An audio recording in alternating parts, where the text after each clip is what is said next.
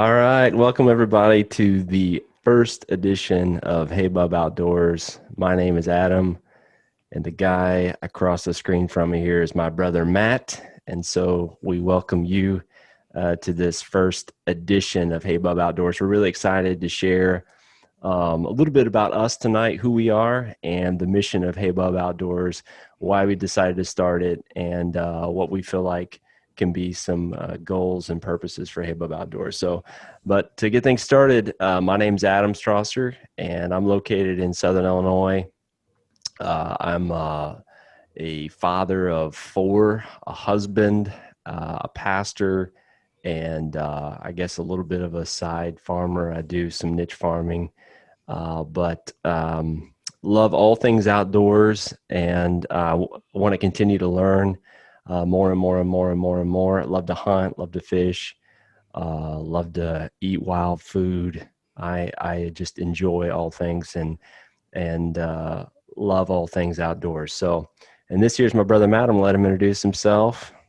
Yeah, I'm Matt Strasser, and like Adam said, we were brothers.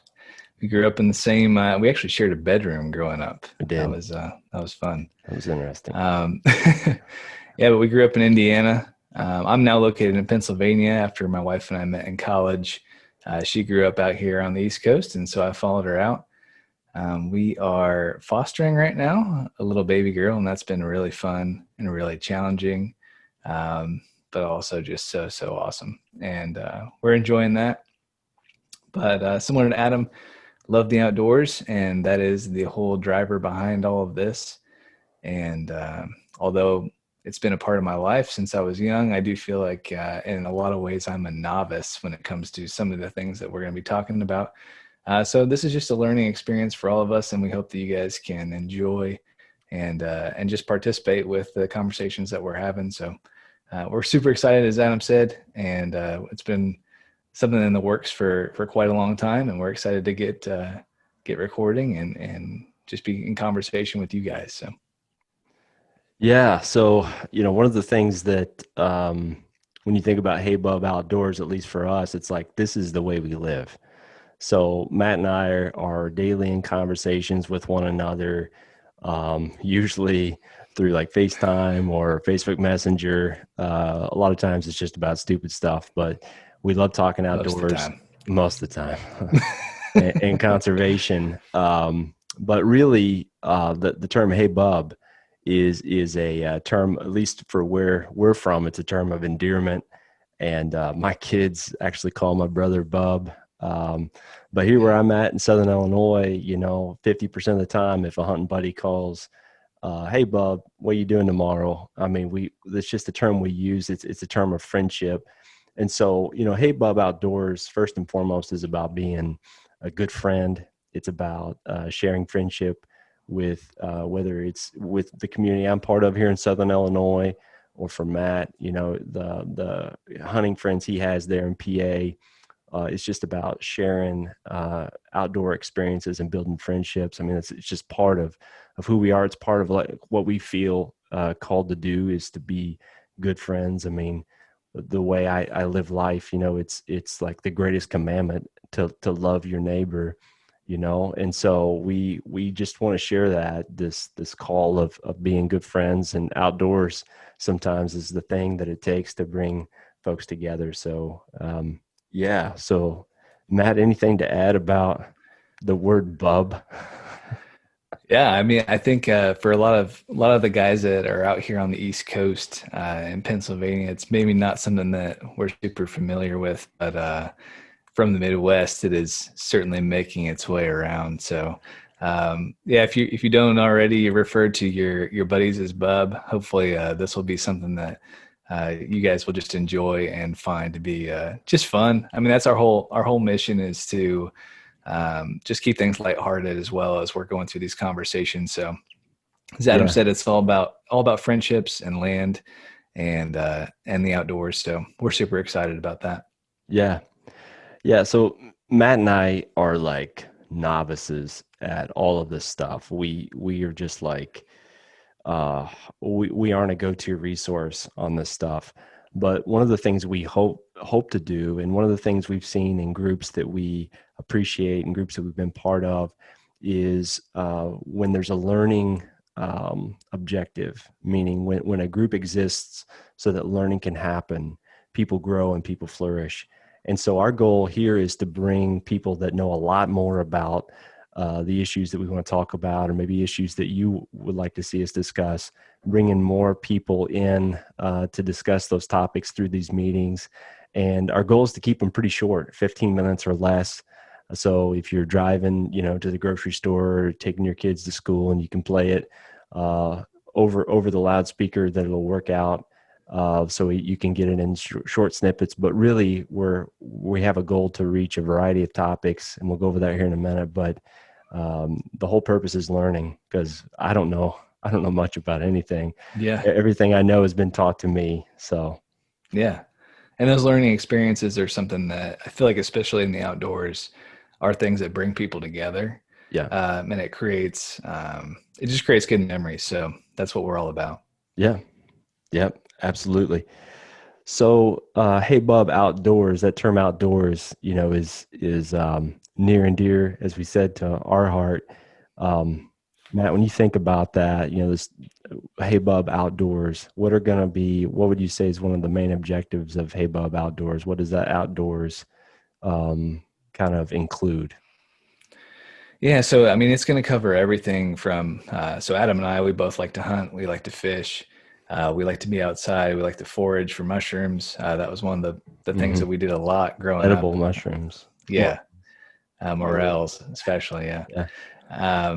So anything that's outdoors, and that includes, we're going to hopefully have some guests on that'll teach us to be more well-rounded outdoorsmen, Yeah. maybe survival skills, wilderness type Yeah. things like that as well. Yeah. So we'll talk hunting tactics and fishing, but also one big part of it is going to be conservation. So Yeah. that's something that we're both really passionate about. And for me, that's been a more recent passion within the past maybe 3 or 4 years.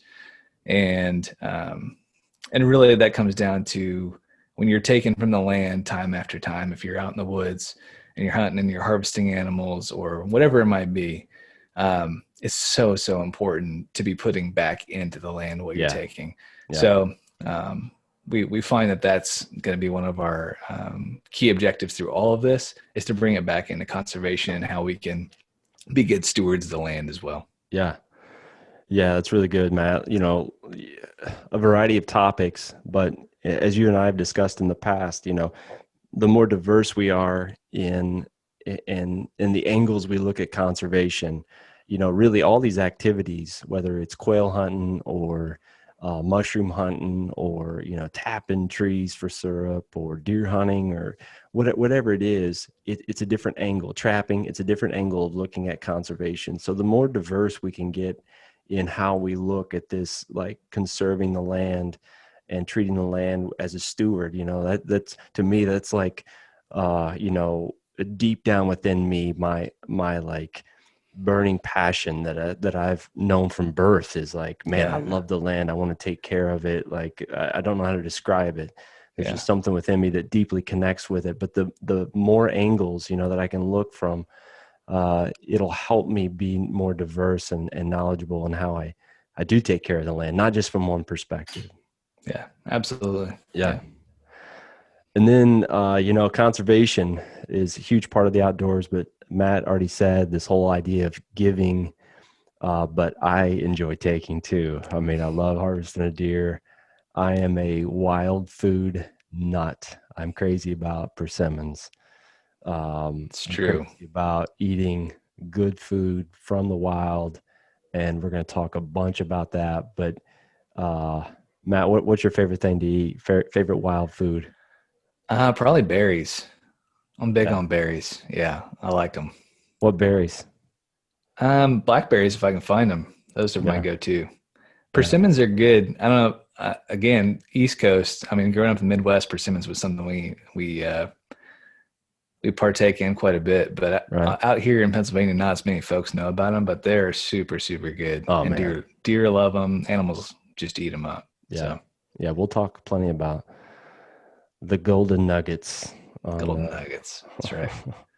on this. So Well, that's why we're here, friendships and to conserve and enjoy the outdoors and create a learning environment where all of us can gather information. I look forward to learning through this. I anticipate, Matt, this is going to be a big learning boost for us because we're bringing on Yeah. people that know so much about these topics. Just a few quick hitters here, Matt. Inspirational outdoor movie. Oh man, that's a tough one. So I don't know why, but for whatever reason, Harry and the Hendersons comes to mind. I'm not sure if you guys have seen that movie or not. It's just off the wall and crazy. But it's about Bigfoot, a family going on vacation, driving through the woods, and they hit Bigfoot with their station wagon, and they take him home. But it's just like the beginning of the movie is just this beautiful forest scene, and it always captivated me. I don't know why. Yeah, So it's good. that might be a weird one, but That's that's funny. what first thing that came to mind. Yeah. What about Mine, you? mine is boring. Mine is Where the Red Fern Grows. Old Dan, Little Ann. I was sold. I was sold on hunting dogs and just a hunting lifestyle. And that Billy Coleman, the movie opens with him. I think he's like fishing in the creek, and the Yeah, guy drives over the bridge. He's got a hunting dog in the back, and I remember from the very start of that movie, I was absolutely glued, and I still love that movie. It's all time favorite. it's a So classic. yeah, Where the Red Fern Grows. Yeah. At what point, Matt, would you say, for you, like the outdoors clicked where you're like, oh, yeah, this is a passion. This is a passion for That's me. a tough. I mean, so since we were little, I mean, when you and I and Dad, we were always hitting up farm ponds Yeah. and fishing for bluegill and frying them up, Mhm. and that was something that we always did, and we spent a ton of time in the woods as kids, Yeah. building forts and riding go karts around and just Hmm. wandering. Yeah. I think from a young age, it was a significant part of my life. I don't know if it really became a passion of mine until college age or a little after even. I just had a different perspective on it. I think I started to appreciate wildlife more in general. Yeah. And, and that's also when I really started to get into, to hunting and other different things, planting wild or planting native plants in my backyard and that type Yeah. of stuff. And that's been Yeah. really fun Totally. too. So yeah, I think maybe more recently, within like the past 5 years or so, things have really gotten to be a passion, I would say, even though Yeah. it's always kind of been a part of our life. Yeah. What about you? Oh man. So, just so everyone knows, there's 6 years between Matt and I, and I'm his older brother. And so really our friendship, there was such an age gap between us. We did stuff together, but we didn't share our passions together probably until later in life. And so Yeah. but I would say, as I mean for me, when I think about, all right, where did it start? I have a picture that mom and dad have. Actually, it's at their house, and it's me. I'm in a little IU jacket, one of the shiny ones with the red and white cuffs, the Yeah. 1985 version of this IU It's like jacket. I'm satin. at Donnie Funkhauser's farm pond, and I'm leaning back my Zepco, and there's a bluegill hanging off the end. And I remember as a kid looking at that picture and thinking, this is what I love to do. And I was just Yeah. ate up with it. I was the annoying Yeah. kid that if dad wouldn't take us fishing, I was calling other people from church to see if they'd take me fishing Yeah. because I loved it. I loved outdoors, from the time whenever we got that beagle dog, that all kind of connected with Where the Red Fern Yeah. Grows. Whenever we got Ozzy and I went on a lot of ventures behind the house, and that's Yeah. where it all kind of started with me. But I remember as a yeah, young kid, look, you would always your thumb was just chewed up from mouth and largemouth yeah, bass or from thumb and mouth largemouth bass. yeah, Every time you come home, it's like, here, smell my hands. And then yeah, your yeah. hands would reek of fish. Oh yeah, Your thumb would be all chewed up. So I remember that yeah. from a young age, thinking that you just did nothing but fish. That's all I wanted to do. Yeah. Matt, any other questions you have, man? Well, I was, when I was just thinking back on the past few years, I thought it'd be fun to answer what your scariest moment in the outdoors has been. And then part two of that question, will be, what was your most embarrassing moment in the woods or the outdoors in general?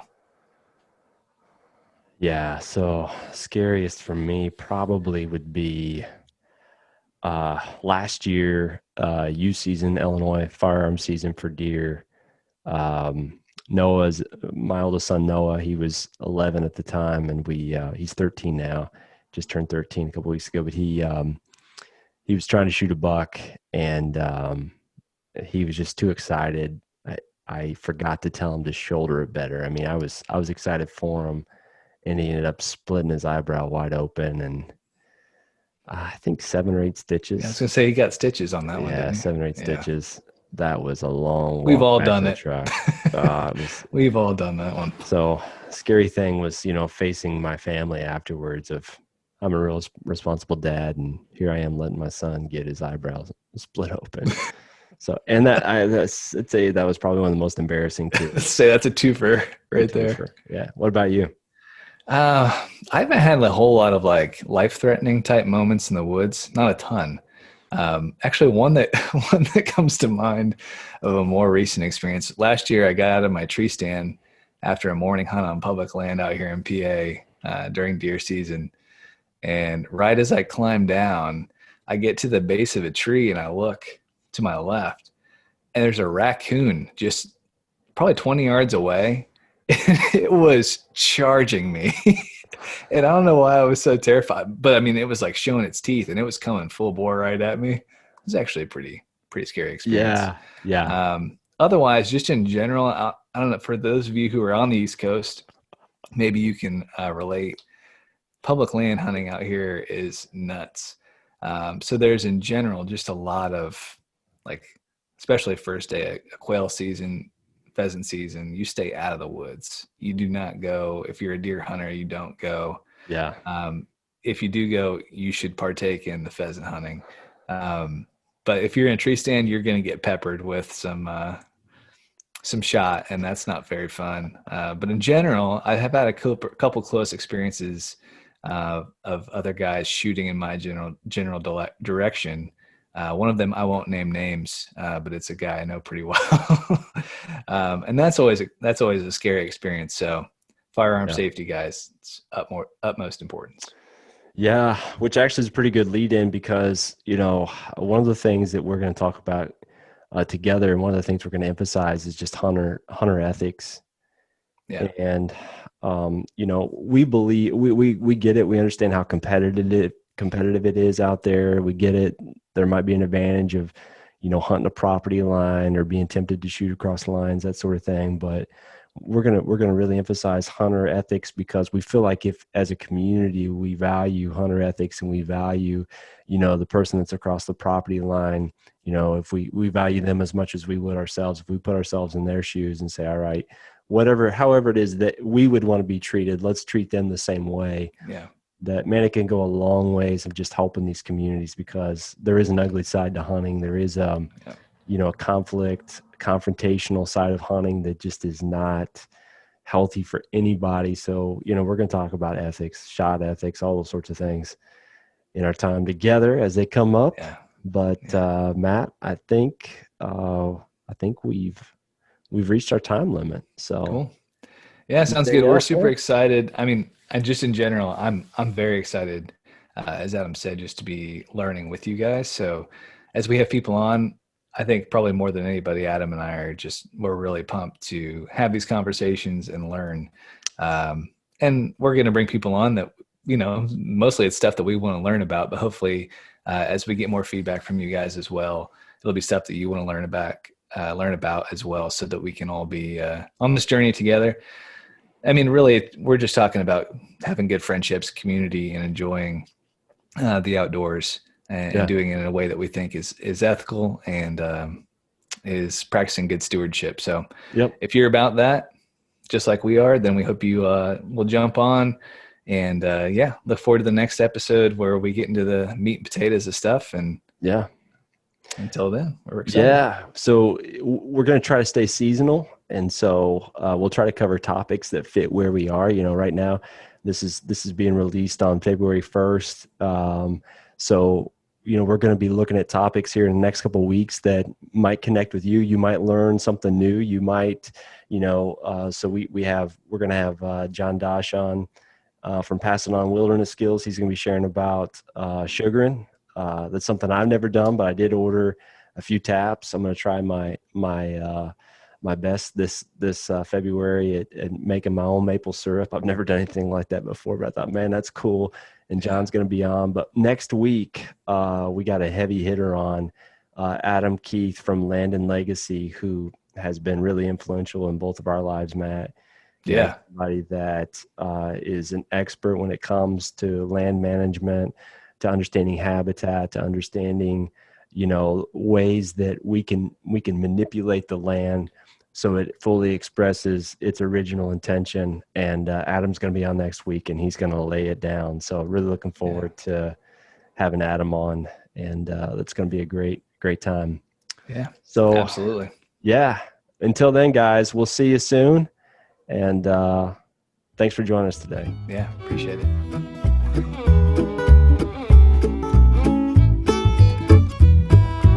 Really good. I think if you find that you get an argument, you just go for a little walk in the fresh air. It'll do you a lot of good.